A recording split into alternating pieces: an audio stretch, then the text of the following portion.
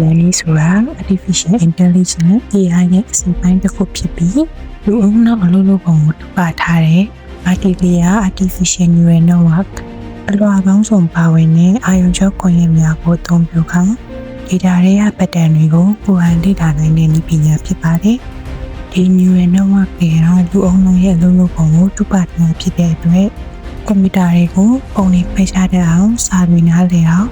ဆုံးဖြတ်ချက်တွေချတဲ့အောင်အစဉ်စဉ်သင်ပေးနိုင်ပါတယ်။ဒီတစ်ပြည့်အစဉ်တိုင်းကိုလူက program တိတိကျကျရေးပေးစေရမယ်လို့ပဲ။ကွန်ပျူတာကိုယ်တိုင်လေ့လာပြီးအလုပ်လုပ်နိုင်တာက deep learning ရဲ့အချက်ပါ။ deep learning ရဲ့အခြေခံအုတ်မြစ်ကတော့ artificial neural network ပါ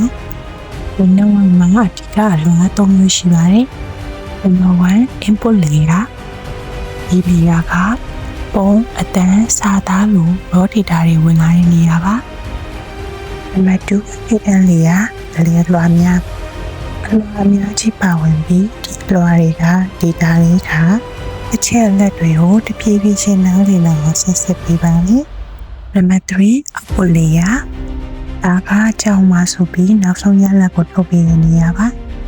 ဥပမာပုံတစ်ပုံမှာပထမ layer ကအနားဆုံး H တွေကိုတည်ပဲနောက် layer ကအဲ့ဒီအနားတွေကိုစုပေါင်းပြီးပုံစံ shape အဖြစ်နားလည်လာတယ်နောက်ဆုံးမှာ object မျက်နှာကားတွေထိတည်လာပါတယ် layer တစ်ခုချင်းစီမှာ neuron node တွေအချင်းချင်းချိတ်ဆက်ထားပြီး training လုပ်တဲ့အချိန်မှာ backpropagation နဲ့ gradient descent ကိုနည်းလမ်းတွေသုံးပြီးအမှားနဲ့အောင် weight တွေကိုချိန်ညှိပေးပါတယ်ဆက်လက်ပြီး deep learning ဘယ်လိုလုပ်လို့လဲလေ့လာကြည့်ရအောင်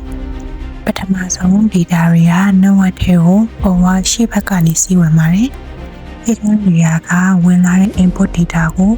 ပုံနားလည်လိုက်တဲ့အဆင့်မြင့်အသေးပဲတွေဖြစ်ပြောင်းလဲပေးပါမယ်။ဒီနောက် output ထွက်လာတဲ့အဖြစ်မှာအမှားရှိရင်အဲ့ဒီအမှားကိုပုံနောက်ဘက်ကိုပြန်ပို့ပြီး weight တွေကိုအချိန်ချင်းပြန်ညှိပါတယ်။ဒီလိုနဲ့တစ်ခါတည်းယူရင် output တွေပုံမှန်လာတယ်ပေါ့။ဒီလို training လုပ်ဖို့ data အများပြားနဲ့ GPU ကိုအင်အားကြီးတဲ့ computing power တွေလိုအပ်ပါတယ်။အားကြောင့်မဲ့ deep learning ကပုံအတန်းစာသားလို structure မရှိတဲ့ data တွေကိုကောင်းကောင်းပြင်နိုင်တယ်။ကျောင်းနဲ့အချင်းချင်းပြောရရင်တော့ deep learning ဆိုတာကွန်ပျူတာကိုလူအုံနောက်လုံးစဉ်းစားနိုင်အောင် data အများကြီးနဲ့သင်ပေးတဲ့ AI နည်းပညာပါပဲ။